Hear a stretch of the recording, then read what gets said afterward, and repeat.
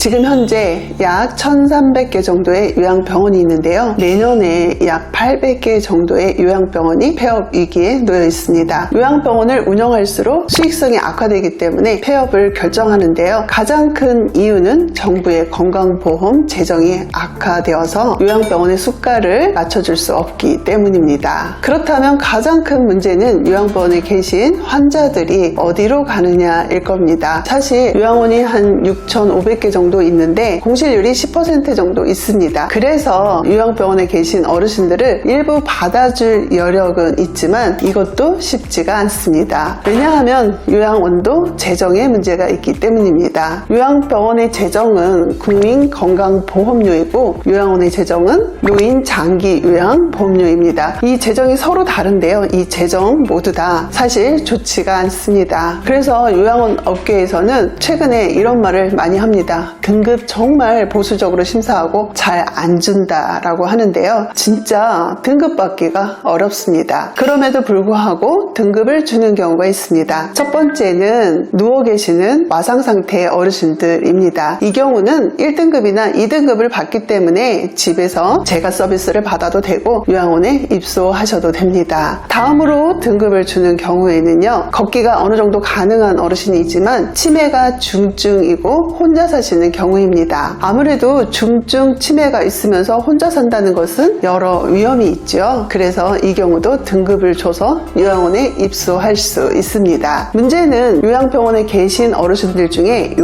두 가지에 해당되시는 분들은 등급을 취득하고 요양원에 입소하시면 되는데 여기에 해당되지 않는 분들도 계시겠죠. 치매가 경증이거나 재활을 위해서 요양원에 장기 입원하신 경우가 그 예일 겁니다. 이런 분들은 어디서 케어를 받을 수 있을까요? 이런 분들의 대부분은 집에서 케어를 받게 되십니다. 집에서 돌봄을 받을 수 있게 장기 요양보험에서는 통합 돌봄 서비스를 마련했습니다. 통합 돌봄 서비스는 내가 살고 있는 집에서 지역사회와 연계해서 의료 서비스도 받고 돌봄 서비스도 받고 장기 요양 재가 서비스도 받을 수 있는 통합 돌봄 서비스를 말하는 겁니다. 그런데 재정이 부족해서 통합 돌봄 서비스를 마련한 면이 있는데 과연 부족한 재정을 투입해서 만족스러운 서비스를 제공할 수 있을 것인가 라는 의문점은 남지만 어쨌든 어르신들 대부분은 시설에 입소하거나 병원에 입원해서 마지막 여생을 보내는 거에 대해서는 그렇게 좋아하지는 않으시죠. 그래서 내 집에서 마지막까지 살 수 있는 이런 서비스를 환영하는 일면도 있다고 생각합니다. 그런데 여기서 가장 중요한 것은 요양병원에 계셨던 중증 어르신들을 등급을 받았다고 해서 요양원에서 케어가 가능할까? 이 부분이 가장 염려스러울 거라고 생각이 듭니다. 그러니까 의료적인 처치가 상시적으로 필요했던 분들이 요양원에 가셔가지고 잘 계실 수 있을까? 이런 문제가 남는데요. 사실 정부도 이 부분에 대해서 많은 고민을 하고요. 2019년도부터 전문 요양실을 시범적으로 운영하고 있었습니다. 전문 요양실을 잠깐 소개하도록 하겠습니다. 요양원의 경우에는 어르신 25명당 1명의 간호 인력을 배치하게 되어 있습니다. 간호사여도 상관없고요. 간호조무사여도 상관없습니다. 그런데 전문 요양실에서는요. 25명당 1명의 간호 인력이 아니라 6명당 1명의 간호 인력을 두게 되어 있고요. 이 중에서 60%는 간호사로 채용을 해야 합니다. 24명 정원의 전문 요양실을 예를 들어 보도록 하겠습니다. 일반 요양원 같으면 1명의 간호조무사나 간호사를 두면 되는데요. 전문 요양실에서는 4명의 간호 인력을 둬야 되고요. 이 중에 60%를 간호사로 채용해야 되니까 3명은 간호사로 채용해야 됩니다. 이렇게 간호 인력 4명이 365일 24시간 교대로 어르신들을 돌보게 되는 것이죠. 제가 공단에서 운영하는 서울 요양원의 전문 요양실을 방문한 적이 있습니다. 그때 저의 느낌으로는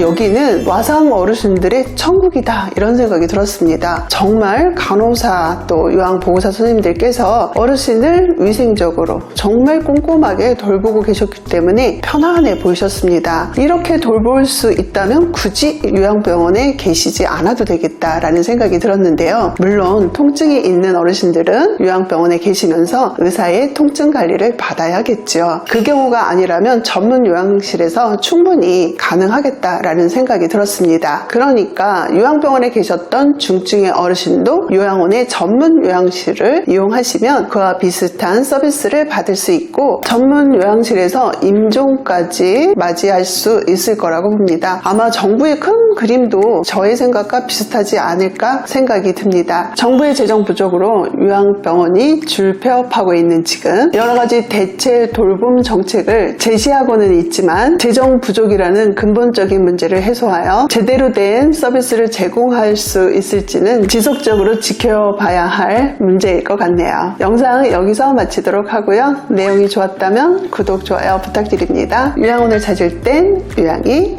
저는 다음 시간에 또 뵙도록 하겠습니다. 시청해주신 여러분 감사합니다.